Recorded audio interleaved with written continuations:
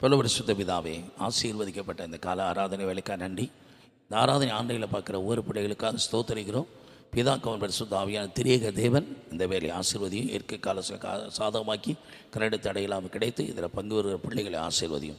நான் எனக்கு சிறுவனை பெருகும்படி ஒப்புக் கொடுக்குறோம். இயேசு கிறிஸ்துவை ஜெபிக்கிறான் செய்ய நல்ல பிதாவே, ஆமேன்.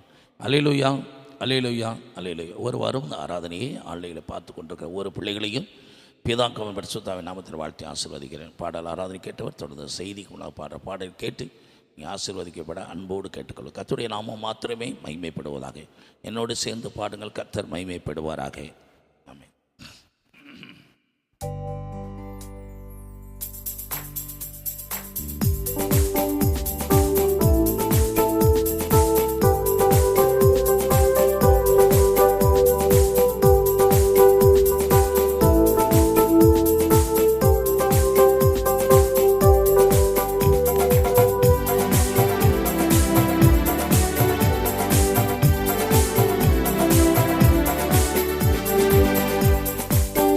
கேள்வியில் நான் விழுந்தேன், என்னோடு அமர்ந்திருந்தான்.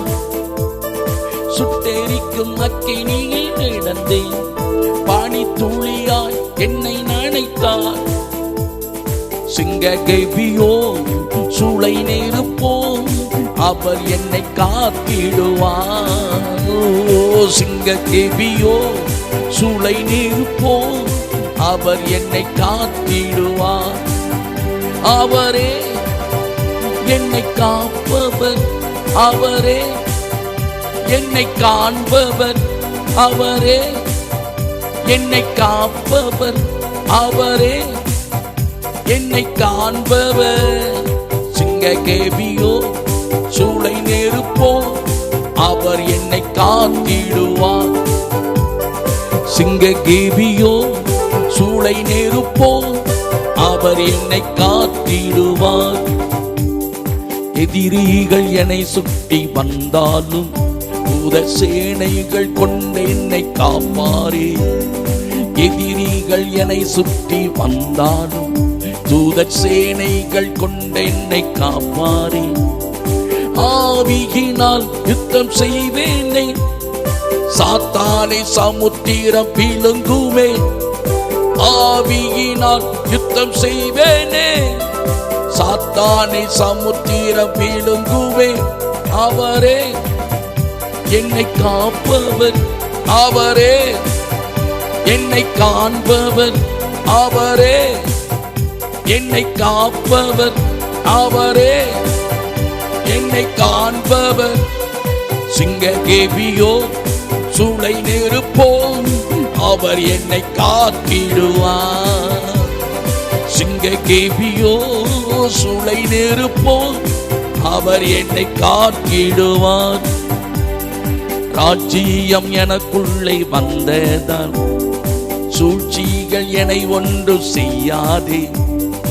ராஜ்ஜியம் எனக்குள்ளே வந்ததால் சூழ்ச்சிகள் என்னை ஒன்று செய்யாதே. அற்புதம் எனக்காக செய்பவர் அதிசயமாய் என்னை நடத்துவார்.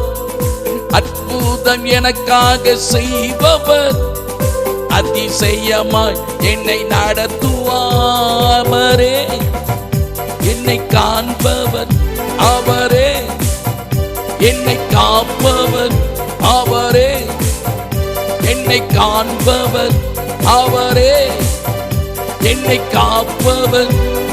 சிங்க கேபியோ சூளை நெருப்போ, அவர் என்னை காத்திடுவார். சிங்க கேபியோ சூளை நெருப்போ, அவர் நம்மை காத்திடுவார். துதிகட மகிமையெல்லாம் தெரியதே உண்டாகும். தொடர்ந்து வார்த்தையை கேட்போம். கர்த்தர் நம்மோடு இருந்து அடையாட மறித்து பேசுவாராக. இயேசு கிறிஸ்துவை ஜெபிக்கிறோம் நல்ல பிதாவே, ஆமென். தொடர்ந்து இந்த நாளிலே கர்த்தருடைய பிள்ளைகள் ஒவ்வொருவருக்கு வாழ்க்கையிலும் கர்த்தர் இயேசு கிறிஸ்து தன்னை பின்பற்றி சீசரை பார்த்து சொன்னார், உலகத்தில் உபத்திரம் உண்டு, ஆனாலும் திடன் கொள்ளுங்கள், நான் உலகத்தை ஜெயித்தேன். இயேசு கிறிஸ்து இந்த பூமியிலே அவர் பிதாவின் சித்தத்தை நிறைவேற்ற, அவர் உன்னத பணியை நிறைவேற்றும் போது அவர் எதிர்த்து வந்த அத்தனை பேரையும் அவர் மேற்கொண்டு ஜெயம் பெற்றார். அந்த இயேசு கிறிஸ்து அவரை பின்பற்றுகிற நம்மைக்கு ஒரு வாக்குத்தத்தம் கொடுக்கிறார். திடன் கொள்ளுங்கள், உலகத்தை நான் ஜெயித்தேன். எங்கெல்லாம் எதிர்ப்புகள் இருக்கிறதோ, எங்கெல்லாம் எதிர்மறையான செயல் இருக்கிறதோ, அங்கே தான் தேவன் தம்முடைய பிள்ளைகளை வளரச் செய்கிறார், வெற்றியடை செய்கிறார், தம்முடைய நாமத்தை மைமைப்படுத்த செய்கிறார். ஒருவேளை நீங்கள் குடியிருக்கிற இடத்துல, வேலை செய்கிற இடங்களில், ஊழியர் செய்கிற இடங்களில் எதிர்ப்புகள் ஏராளமாக இருக்குதா? அங்கே தான் நீங்கள் ஏராளமான ஆத்துமக்கள் கர்த்தர் உங்களுக்கு தரப்போகிறார். எங்கெல்லாம் எதிர்ப்புகள் இருக்கிறதோ அங்கே தான் உங்கள் பதவி உயரும். எங்கெல்லாம் உங்கள் வாழ்க்கையில் நெருக்கங்கள் இருக்கிறதோ அங்கே தான் பெருக்கமடைந்து ஆசீர்வதிக்கப்படுவீர்கள். ஒரு நாள் ஒரு தேவ பிள்ளையை எதிர்த்து வருகிறவன் மேற்கொண்டு ஜெயம் பெற முடியாது. கர்த்தர் அதுக்கு அனுமதி கொடுக்கவே மாட்டார். உலகத்தில் இருப்பவனிலும் நமக்குள் இருக்கிற இயேசு பெரியவர். கடற்கரை மணலத்தினை கூட்டம் வந்தாலும் நீ பயப்படாதே, உன்னோடு இருக்கிறவர் பெரியவர். கடற்கரை மணலத்தினை கூட்டத்தை விட உன்னோடு இருக்கிற தேவனுடைய வல்லமை பெரியது. அதனாலே எந்த காரியத்தை குறித்தும் சிங்கத்தை போல நீதிமான் ஒன்றுக்கும் பின்னடைய மாட்டான், முன்னேறி செல்கிறவன். அதனால் கர்த்தருடைய வார்த்தையாகிய பரிசுத்த ஆவியானவர் இப்பொழுது நம்முடைய இடைப்பட்டு பேசுவாராக. எதிர்ப்புகள் மத்தியிலே நம்மை கர்த்தர் ஆசீர்வதித்து, எதிர்ப்புகள் மத்தியில் தான் தேவன் நம்மை வளரச் செய்கிறார். ஆதியாகமத்திலிருந்து வெளிப்படுத்துகிற விசேஷம் வரைக்கும் பார்ப்பீர்களானால், தோட்டத்தை கெடுக்க வந்த சாத்தானை உடைச்சு தான் ஒரு பெரிய திட்டத்தை வைத்து அவன் உடைச்சான். கர்த்தர் கட்டுகிறார். ஜனங்களை வஞ்சித்தான். அதே சர்ப்பத்தின் தலையை நசுக்கும்படி கிறிஸ்துவானவர் மரியாள் வயிற்றில் பிறந்து, எந்த ஸ்திரீயின் வயிற்றில் பிறந்த ஆதாம் ஏவாளை வஞ்சித்தானோ அதே மரியாள் வயிற்றில் பிறந்த இயேசு கிறிஸ்து அந்த வஞ்சித்த சர்ப்பத்தின் தலையை நசுக்கி ஜெயம் பெற்றார். கிறிஸ்து நம்ம சிலுவையில் வெற்றி சிறந்தார். அதிகாரமுடைய கிறிஸ்து வானத்தில் பூமியிலே அதிகாரம் உடைத்தவர். எல்லா உலகாலும் இயேசு கிறிஸ்து நாமத்தில் முடங்கும். நாவுகள் யாவும் கர்த்தரே தெய்வம் என்று அறிக்கை பண்ணும். எல்லா நாமத்துக்கு மேலான நாமத்தை கிறிஸ்து வானவருக்கு பிதான் கொடுத்திருக்கிறார். இந்த செய்தி கேட்குற நீங்களும் நானும் கிறிஸ்துவை நீங்கள் இரட்சகராக ஏற்றுக்கொண்டவர்கள், கிறிஸ்துவுக்குள் வாழ்கிறவர்கள். உங்களை எதிர்த்து மேற்கொள்ள இந்த உலகத்தில் ஒரு மனிதனுக்கும் அதிகாரம் தேவன் தரவே இல்லை. நிச்சயமாகவே ஒரு முடிவு உண்டு. உங்கள் நம்பிக்கை வீண் போகாது. கர்த்தருடைய வார்த்தைக்கு நேராக கடந்து செல்வோம். எரேமியாவின் புஸ்தகம், தீர்க்க தரிசன புஸ்தகம் 20வது அதிகாரம் 11வது வசனத்தை வாசிக்க கேட்போம். கர்த்தரோ பயங்கரமான பராக்கிரமசாலியாய் என்னோடு இருக்கிறார். இந்த செய்தியை கேளுங்க. என்னோடு மாத்திரமல்ல, உங்களோடு இருக்கிறார். எரேமியா சொல்றார் என்னோடு இருக்கிறார். அதே செய்தியை நான் சொல்ல, என்னோடு இருக்கிறார். செய்தியை கேட்கிற உங்களோடு இருக்கிறார். ஆகையால் என்னை துன்பப்படுத்துகிறவர்கள் மேற்கொள்ளாமல் இடறுவார்கள். தங்கள் காரியம் வாய்க்காதபடியால் மிகவும் வெட்கப்படுவார்கள். மறக்கப்படாத நித்திய லட்சை அவர்களுக்கு அடைவார்கள். தேவனுடைய பிள்ளையே, பயங்கரமான பராக்கிரமசாலிய கர்த்தராகிய இயேசு உன்னோடு இருக்கிறதுனால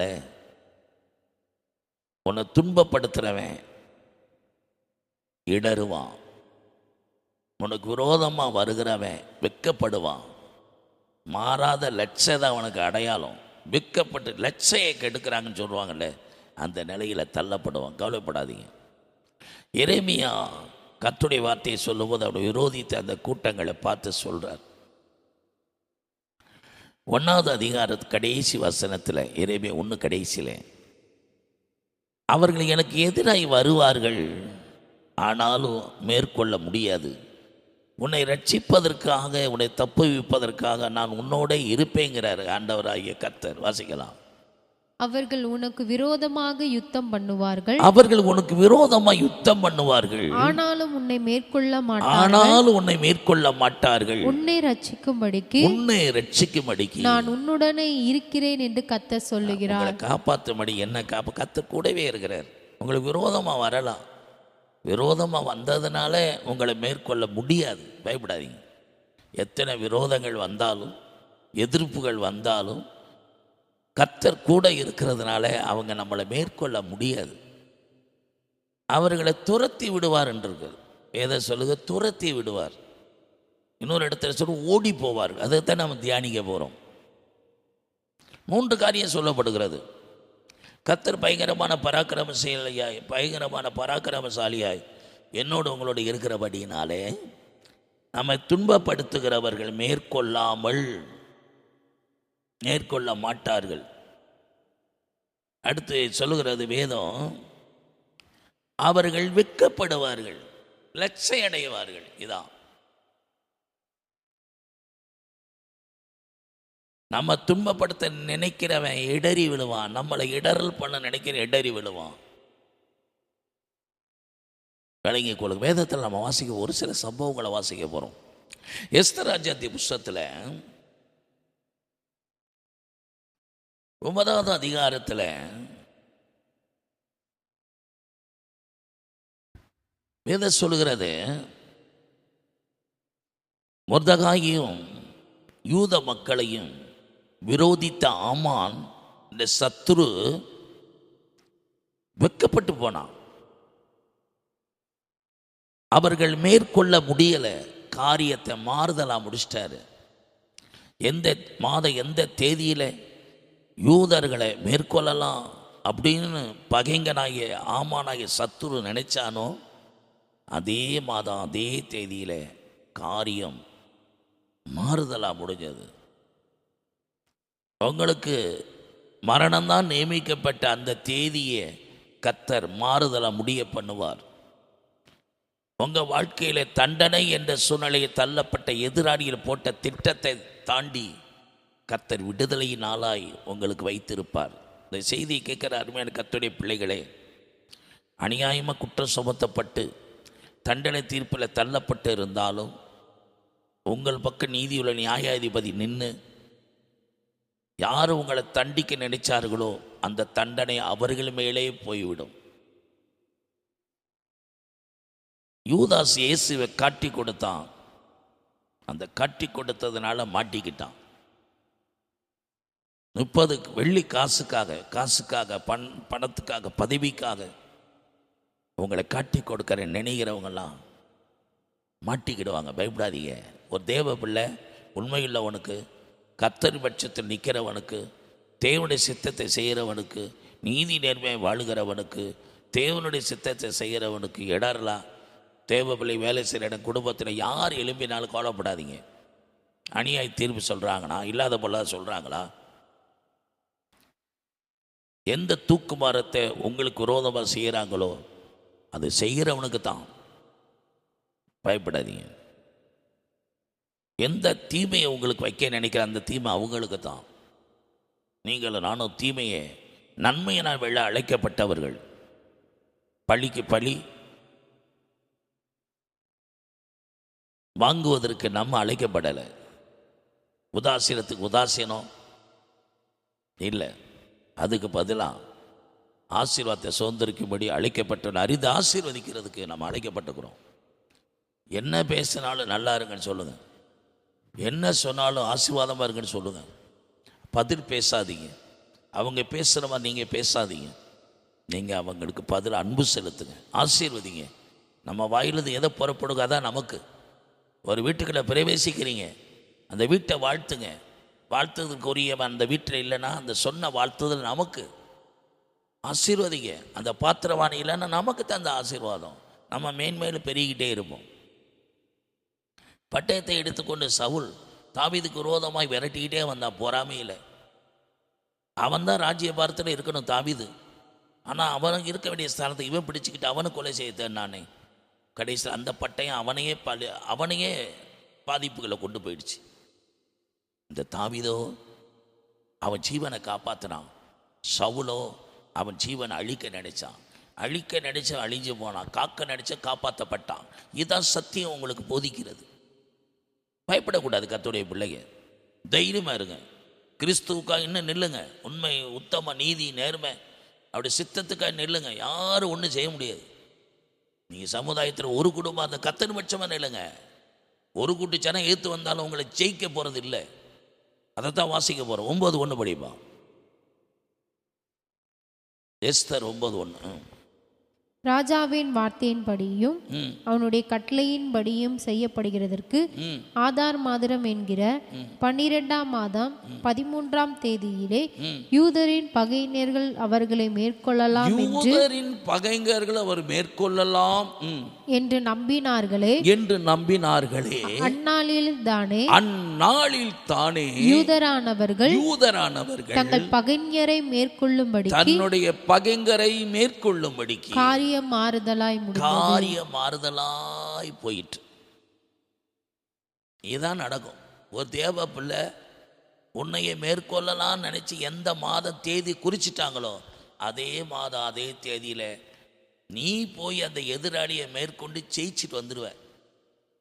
இந்த கர்த்தர் உனக்கும் எனக்கும் கொடுத்த அபிஷேகம். அதனால தைரியமா இருங்க. நீங்க இருக்கிற இடம் சின்ன இடமா இருக்கலாம், சின்ன வீடா இருக்கலாம், அந்த ஊரில் ஒரு குடும்பமாக இருக்கலாம், ஆனால் 1000 ஜனங்கள் எதிர்த்து நிற்கலாம். பயப்படாதீங்க. 1000 ஜனங்கள் எதிர்த்து நின்னாலும் உலகத்தில் இருப்ப நமக்கு இருக்கிற ஆண்டவர் ஒருவர் போதும். சிருஷ்டித்த தேவன், அவங்களோட உபாய தந்திரங்களெல்லாம் அறிஞ்சவர். அந்த தந்திர மந்திரத்திலெல்லாம் தூர்க்கடிக்க வச்சு அதே கிராமத்தில் பட்டணத்தில் உங்களை ஜெயமாய் நடத்துவார். உங்கள் மூலமாக 2 கொரிந்தியர் 2:14 சொல்லப்பட்டபடி கிறிஸ்துக்குள் எப்பொழுது வெற்றி சிறக்க பண்ணி எல்லா இடங்களிலும் அவரை அறிகிற அறிவின் வாசனையை வெளிப்படுத்துகிற தேவனுக்கு ஸ்தோத்திரம் உண்டாவதாக. எஸ்தர் ராஜாத்தி புஸ்தகத்தில் எப்படி அவருடைய பகைஞர்கள் மேற்கொள்ளணும், யூதரை பகைச்சவங்க மேற்கொள்ளலாம் நினைச்சாங்களோ, யூதர்களே அவங்க பகைச்சவங்களை மேற்கொண்டு ஜெயம் பெற்று எந்த சூசான் அரண்மனையில் வாசல்படி முர்தெகாய் உட்கார்ந்திருந்தானோ அதே சூசான் அரண்மனைக்கு தலைவனாக உயர்த்தப்பட்டான். அவன் காவல்காரன கடைசி மட்டும் ஆண்டவர் பதில் தரும் வரைக்கும் அவன் ஸ்தானத்தை விட்டு விலகாமல் அமர்ந்திருந்ததுனால ராஜ வஸ்திரம் உடுத்தி அதே சூசான் அரண்மனையில் கனம் பெற்றவனா போய் நின்றான். எந்த ஆமானை பகைத்து 127 நாடுகளுக்கும் யூதர்கள் அழிக்கணும் சதித்திட்டத்தை ஆமான் கொண்டு வந்தானோ அதே ஆமான் கையில் இருந்த அதிகாரத்தை எடுத்து அகாஸ்வேர் முர்தெகாய் கையில் கொடுத்து அதே சிறையிருப்பில் அழிய வேண்டிய மக்களுக்கு போட்ட சட்ட திட்டத்திலிருந்து அந்த மக்கள் விடுதலை பெறுவதற்கு முர்தெகாயின் கையில் அந்த மோதிரம் வந்து எல்லாம் முத்திரை போடப்பட்டு 127 நாடு வாழ்கிற யூதர்களுக்கு ஒரு விடுதலையை வாங்கி தரக்கூடிய அதிகாரத்தை ஆண்டவர் முர்தெகாய்க்கு கொடுத்தார், அகாஸ்வேர் கொடுத்தார். இதை கேட்குற அன்பான கர்த்தருடைய பிள்ளைகளே, இன்றைக்கு யாரெல்லாம் உங்களை எதிர்த்து செயல்படுகிறாங்களோ அவங்கெல்லாம் சீக்கிரமாய் தாழ்த்தி போடும்படி தோற்று போகும்படி கர்த்தருடைய அதிகாரம் உங்களுக்குள்ளது செயல்படும். உங்களை பகைத்தவர்கள் நீங்கள் மேற்கொண்டு ஜெயம் பெறுவீர்கள். ஏன்னா கர்த்தராய் ஆண்டவர் பயங்கரமான பராக்கிரமசாலியாக உங்களுக்காக எனக்காக யுத்தம் பண்ணுகிறார். அந்த யுத்தத்தில் கர்த்தர் ஜெயம் பெறுவார். வெற்றி நமக்கு, விடுதலை சத்தியம். 127 நாடுகளும் ஒரு பூரிம் என்ற நாளை நியமித்து அது விடுதலை நாளாக பறைசாற்றி இன்றைக்கு வரைக்கும் அதை கொண்டாடி கொண்டிருக்கிறார்கள். அவர்களுக்கு மாறாத லட்சை, உங்களுக்கு மாறாத வெற்றியின் நாள். அந்த நாளை தர கர்த்தர் அந்த செய்தியின் மூலமாக உங்களுக்கு தேவன் ஒரு வெற்றியின் நாளை அதை கொண்டாடுகிற நாளாக, களிகூறுகிற நாளாக மாற்றி உங்களை ஆசீர்வதிப்பார். இதுதான் யூதரை பகைச்ச ஆமானுக்கு தோற்று போய் யூதரை காத்திருந்த முர்தெகாயும் எஸ்தரும் 127 நாடுகள் ஆண்ட யூதர்களும் ஒரு வெற்றியின் நாளாக கர்த்தர் மாற்றி தந்தார். அதே தேவன் நம்மை ஆராதிக்கிறோம். உங்களுக்கும் மாறாத தேவன் இன்றைக்கு உங்களோடு இருந்து உங்களுக்கு வெற்றியை தந்து களிகூர பண்ணுவாராக. 2வது ஒரு வெற்றியை பார்ப்போம். நியாயாதிபதியின் புஸ்தகத்தில் வாசிப்போம். இந்த யாத்ராம புஸ்தகம் 14வது அதிகாரம். 430 வருஷம் அடிமைத்தனத்தில் இருந்து இஸ்ரேல் ஜனங்கள் எகிப்தை விட்டு மோசையை கொண்டு 10 அற்புதங்களால் வெளியே கொண்டு வந்து அவர் வனாந்தரத்தில் புறப்பட்டு போகும்போது எகிப்தை விட்டு புறப்பட்ட ஒரு பாளையம் கடந்து அடுத்த பாளையத்துக்கு வர்றது முன்னாடி தொடருகிற சத்துரு. முதலாவது நான் சொன்னேன், நம்மளை மேற்கொள்ள நினைச்ச சத்துரு வெக்கப்பட்டு போயிட்டான். இடரல் பண்ண நினைச்சவன், துன்பப்படுத்த நினைச்சவன் இடறி விழுந்தான். யூதர்களுக்கு எதெல்லாம் இடர பண்ண நினைச்சானோ அதே ஆமான் எப்படி அந்த சந்ததி, அவருடைய குடும்பம், அவனோடு இருந்த எல்லாருமே அழிஞ்சு போனது போல ஒருவன் கூட தப்ப இல்லை, எல்லாரும் அழிக்கப்பட்டாங்க. அதே போல் இஸ்ரவேலர்களை தொடர்ந்து வந்த அந்த எகிப்தியன் பார்வோன் கூட்டம் அந்த சத்துருவாய் தொடரும் போது கர்த்தர் அவங்களுக்காக பயங்கர பராக்கிரமசாலியை நின்று யுத்தம் பண்ணினார். யாத்திராகமம் 14:24 28 வரைக்கும் வாசிக்கும். கிழக்கு வெளுத்து வரும் ஜாமத்தில் கர்த்தர் அக்கினியும் மேகவுமான ஸ்தம்பத்திலிருந்து எகிப்தியரின் சேனையை பார்த்து அவர்கள் சேனையை கலங்கடித்து அவர்களுடைய ரதங்களிலிருந்து உருளைகள் கழலவும் அவர்கள் தங்கள் ரதங்களை வருத்தத்தோடு நடத்தவும் பண்ணினார். அப்பொழுது எகிப்தியர் இஸ்ரவேலரை விட்டு ஓடி போவோம். என்னது இப்ப என்ன செய்வாங்க? ஓடி போறாங்க. உங்களை விரோதிக்கிறவன், உங்களை துரத்த நினைச்சவங்க இப்போ என்ன செய்ய போகிறாங்க? உங்களை விட்டு ஓடி போகிறாங்க. ஒரு எல்லை வச்சிருப்பார் ஆண்டவர், அந்த குறிப்பிட்ட எல்லை வரைக்கும் தான் நம்மளை துரத்துவாங்க. அதுக்கடுத்து கர்த்தர் யுத்தம் பண்ணிட்டா அவங்கள ஓடி போக மட்டும் மாத்திரமல்ல என்ன செய்தான்னு பார்ப்போம். ஓடி போவோம் என்று சொல்லி கர்த்தர் அவர்களுக்கு துணை நின்று எகிப்தியருக்கு விரோதமாய் யுத்தம் பண்ணுகிறார் என்றார்கள். என்ன அவனுக்கு தெரிஞ்சு போச்சு, இஸ்ரவேலன் பட்சமா நின்று நமக்கு விரோதமா கர்த்தர் யுத்தம் பண்ண ஆயிட்டாரு, இன்னுமே நம்ம தொடரக்கூடாது, ஓடிப்போன்னு முடிவு பண்றாங்க. கர்த்தர் மோசேயை நோக்கி ஜலம் எகிப்தியர் மேலும் அவர்களுடைய ரதங்கள் மேலும் அவர்களுடைய குதிரை வீரர் மேலும் திரும்பும்படிக்கு உன் கையை சமுத்திரத்தின் மேல் நீட்டு என்றார். அப்படியே மோசே தன் கையை சமுத்திரத்தின் மேல் நீட்டினான். விடியற் காலத்தில் சமுத்திரம் பலமாய் திரும்பி வந்தது. எகிப்தியர் அதற்கு எதிராக ஓடும்போது கர்த்தர் அவர்களை கடலின் நடுவே கவிழ்த்து போட்டார். ஜலம் திரும்பி வந்து ரதங்களையும் குதிரை வீரரையும் அவனுக்கு பின்னாக சமுத்திரத்திலே பிரவேசித்திருந்த பார்வோனுடைய இராணுவம் அனைத்தையும் மூடிக்கொண்டது. அவர்களில் ஒருவனாகிலும் தப்பவில்லை. ஒருவனு தப்ப விடாதபடி அவங்களை கடல்ல மூழ்கடிச்சாரு. நம்ம ஆண்டவர் 127 நாடுகளை யுத்தம் பண்ணன அந்த யுத்தத்தையும் கர்த்தர் நடத்தி அதுல வெற்றியை வாங்கி தந்தாரு.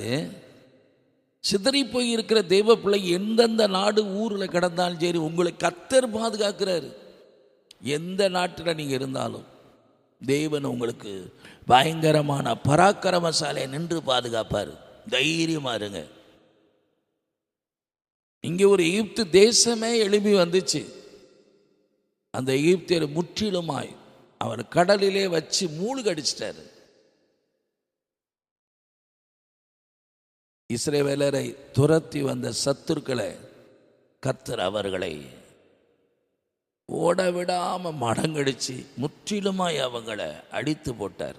ஒருவனாவது தப்பலை.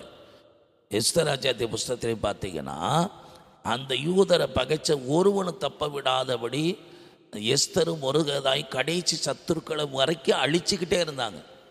எங்கெங்கே இருக்கிறாங்களோ அதில் பாயிண்ட் அவுட் பண்ணி அழிச்சிட்டாங்க. சூசான் அரண்மனை ஒரு பெரிய களி கூறுதல் வந்தது. இஸ்ரவேலருக்கு ஒரு மகிழ்ச்சி வந்தது. மூன்றாவது ஒரு யுத்தத்தை பார்ப்போம். கர்த்தர் எப்படி யுத்தம் பண்ணுறார். நியாயாதிபதியின் புஸ்தகத்தில் இஸ்ரவேலருக்கு விரோதமாக ஒரு கடற்கரை மழலை கூட்டம் வருது. கொஞ்சம் நஞ்ச பேர் இல்லை, அவன் பகைக்கிற கூட்டம் 1-2 பேர் இல்லை, கடற்கரை மழலத்தினையா கிழக்கத்திய புத்திரர் அமலேக்கியர் எல்லாம் சூழ்ந்து வராங்க. 6வது அதிகாரத்தில் 12வது வசனத்தில் படிக்கலாம். கர்த்தருடைய தூதனானவர் அவனுக்கு தரிசனமாகி, பராக்கிரமசாலியே, கர்த்தர் உன்னோடு இருக்கிறார் என்றார். அப்போது கிதியோன் அவரை நோக்கி, என் ஆண்டவனே, கர்த்தர் எங்களோடு இருந்தால் இவைகளெல்லாம் எங்களுக்கு நேரிடுவானே.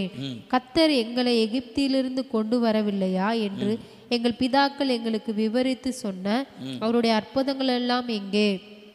இப்பொழுதும் கர்த்தர் எங்களை கைவிட்டு மீதியான கையில் எங்களை ஒப்பு கொடுத்தாரே என்றான். அப்பொழுது கர்த்தர் அவனை நோக்கி பார்த்து, உனக்கு இருக்கிற இந்த பலத்தோட போ, நீ இஸ்ரவேலை மீதியானியரின் கைக்கு நீங்களாக்கி ரட்சிப்பாய், உன்னை அனுப்புகிறவர் நான் அல்லவா என்றார். 7:12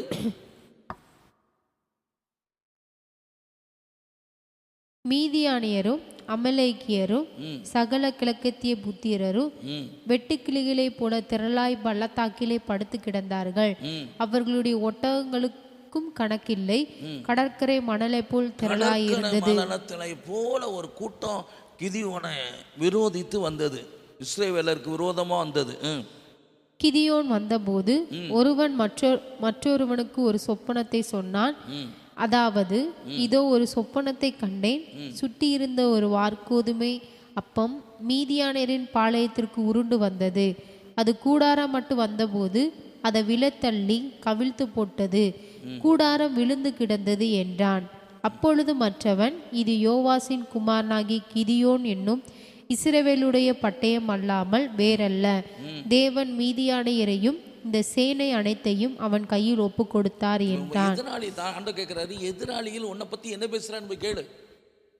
அப்போ அந்த மீதியானி கூடாரத்தை கிதியோன் அப்போ போய் இடிச்சு போட்டுருச்சு, கூடாரத்தை உடைச்சு போட்டுங்கிற சொப்பனம் கண்டு ஒருத்தன் சொல்றான். அப்ப மீதியானியரை இஸ்ரவேலர் கையில கிதியோன் கையில ஒப்படைப்பாருங்கிற உண்மையை பேசி கொண்டிருக்க போய் கேட்டுதான் அடுத்து தைரியமா போய் யுத்தத்தில் நிற்கான்.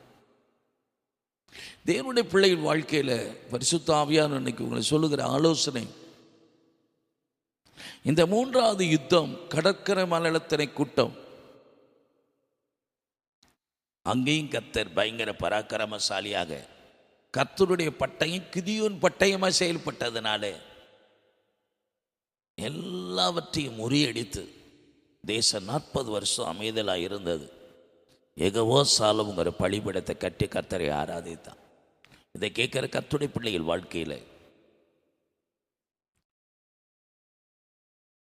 பயங்கர பராக்கிரமசாலியை கர்த்தர் நம்மோடு இருக்கிறதுனால நம்ம துன்பப்படுத்துகிறவர்கள் இடறி விழுந்து நம்ம மேற்கொள்ள முடியாமல் வெட்கப்பட்டு மாறாத லட்சை அடைவாங்க. ஏன்னா தேவன் நம் பட்சத்தில்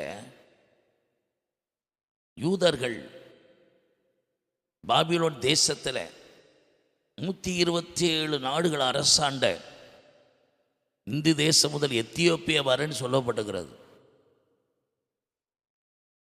அகாஸ்வேர் ராஜா அரசாளுகிற நாட்களிலே இப்படிப்பட்ட யூதர்களை அழிக்கணும்னு போட்ட சதி திட்டத்திலிருந்து கர்த்தர் அவங்களை காப்பாற்றினார்.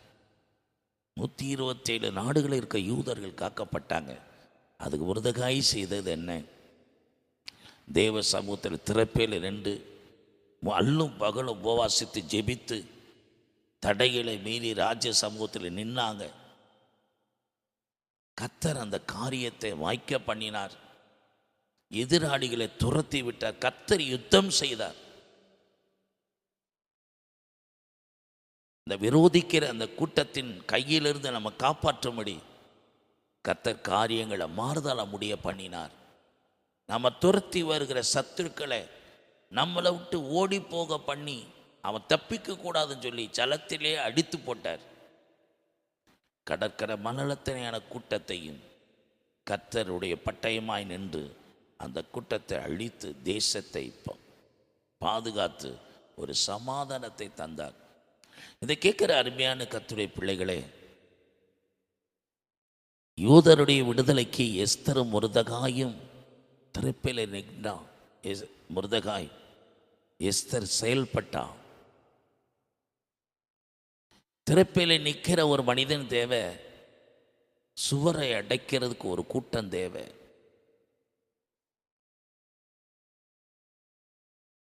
மோசே இஸ்ரேல் ஜனங்களை துரத்தி வந்த அந்த பார்வோன் கூட்டத்தை முறியடிக்க கர்த்தரே யுத்தம் செய்து அந்த சத்துருக்களை செங்கடல் வரைக்கும் அனுமதித்து முற்றிலும் அவங்கள அந்த தண்ணீரிலே எந்த எபிரேய வம்சத்தை ஜலத்தில் போட்டு அழிக்கணும்னு நினைச்சானோ, ஆண் பிள்ளைகள்லாம் கொல்ல நினைச்சானோ, அதே ஜலத்தில் போட்டு எகிப்தியர் முழுவதையும் ஆண்டவர் முற்றிலும் அழித்தார். எபிரேய ஆண் பிள்ளைகளை என ஜலத்தில் நதியில் போற்றினார். அதே ஜலத்தில் கர்த்தர் அழித்தார். அதே போல மீதியானியர்கள் தலையெடுத்து கடற்கரை மலத்தினே வரும்போது கர்த்தரின் பட்டயமாய் இருந்து அவர்களை முறியடித்து தேசத்தை பாதுகாத்து சமாதானம் தந்தார். இதை கேட்குற அருமையான கர்த்தருடைய பிள்ளைகளே, உங்களோடு என்னோடு இருக்கிறவர் பயங்கரமான பராக்கிரமசாலிய கர்த்தர் கூட இருக்கிறார். அதனாலே நம்மை விரோதிக்கிறவர்கள், நம்ம துன்பப்படுத்துகிறவர்கள், நம்ம இடற பண்ணுகிறவர்கள், நம்மை விரோதிக்கிறவர் மேற்கொள்ள விடாதபடி, நம்ம துன்பப்படுத்துகிற கையிலிருந்து நம்ம இடறிவில்லாமல் நம்மை மேற்கொள்ள விடாதபடி வெட்கப்பட்டு மாறாத லட்சியம் அடைவாங்க. இதான் நம்ம விரோதிக்கிறவர்களுக்கு ஆண்டவர் செய்கிற தீர்ப்பு. அதனால் நீங்கள் பயப்பட வேண்டாம், கர்த்தரின் பட்சமாக நில்லுங்க. கர்த்தர் நம்மளை பாதுகாத்து நித்திய மகிமை வரை கொண்டு செல்வார். அவரே பயங்கரமாக பராக்கிரமசாலியாய் நின்று கர்த்தர் நமக்காக யுத்தம் பண்ணுவார். யுத்தம் கர்த்தருக்குரியது, நீங்கள் சும்மா இருங்கள். அப்படின்னா தேவனுடைய பாதத்தில் அமர்ந்திருங்கள், அவரை நோக்கி பார்த்திருங்கள், அவரிடத்தில் நம்முடைய பிரச்சனையை சொல்லுங்கள், அவர்கிட்ட சாட்டி விடுங்கள். அவரே பாதுகாத்து நடத்துவார். இயேசு கிறிஸ்துவை ஜெபிக்கிறோம். நல்ல பிதாவே, என் ஆத்துமாவே கர்த்தரை சோத்திரி, என் முழு உள்ளமே கர்த்தருடைய பரிசுத்த நாமத்தை சோத்திரி. என் ஆத்துமாவே கர்த்தரை சோத்திரி, கர்த்தர் செய்த சகல அபகாரம் மறவாதே. இயேசு கிறிஸ்துவோட கிருபையும் பிதாவாகிய தேவன் அன்பு பரிசுத்தான பாதுகாப்பு பராமரிப்போம் இயேசு கிறிஸ்து வருகை நிலைத்திறதுக்கு ஆப்பதாக. ஆசீர்வதிக்கும் தேவன் நம்மை ஆசீர்வதிப்பாரே. துதி ஸ்தோத்திரம் இயேசுநாதா, துதி உமக்கே என்றுமே. ஆசீர்வதிக்கும் தேவன் நம்மை ஆசீர்வதித்தாரே. கர்த்தர் கடவுள் இந்த முகத்தை பிரசன்னமாக்கி சமாதானத்தை கட்டளிட கடவுள். அல்லேலூயா, அல்லேலூயா, அல்லேலூயா.